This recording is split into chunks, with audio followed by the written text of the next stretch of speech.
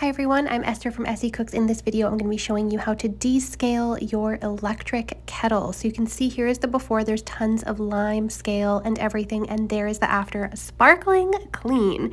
Look at that before, you can see how much lime scale there is there, and we definitely want to get this cleaned.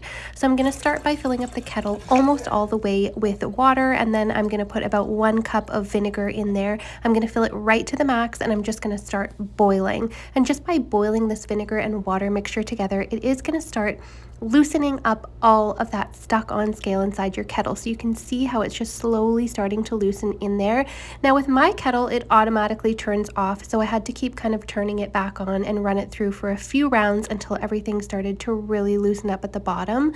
So it would shut off, I just put it back on, and you can see it's really working its magic there. You don't really have to do too much with this. I probably ran it through about 4 or 5 times. Just make sure it gets really boiling, and it's going to loosen up all of that scale on the bottom. I did do a couple more things to remove the scale, like scrubbing it down. Look at that chunk, that big piece in there. That's just so gross, but also so satisfying. You can see it's really coming off. So then I went ahead, and there was just a little bit left, so I just dumped it out, and I wanted to give my kettle a really good clean inside, outside, the whole operation, just with my sponge, with some soap, and I wanted to scrape around the top too, just to get some of that little lime scale that was around the spout out. So I just kind of scrubbed that down with my kitchen sponge. You can see there's a little bit of stuff left over there, so we are going to go back and get that after.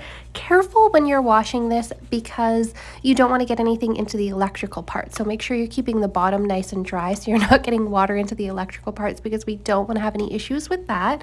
So I gave it a really good scrub down with just some Dawn dish soap and my sponge, just to give it a good little scrub around. And of course I cleaned around the pouring spout there too, because there was quite a bit there, so I needed to scrub a little bit just to remove that, to make it all clean top to bottom. And then I went ahead and I put in a 50-50 blend of vinegar and water just in the bottom, because there was just a little bit left on there and I wanted to go with a little bit of a stronger dosage. I just ran that through twice. It came right off. I rinsed it off, and look at, there's the before, so grimy, and just look at all that scale, and look at the after, amazing, so clean and sparkly.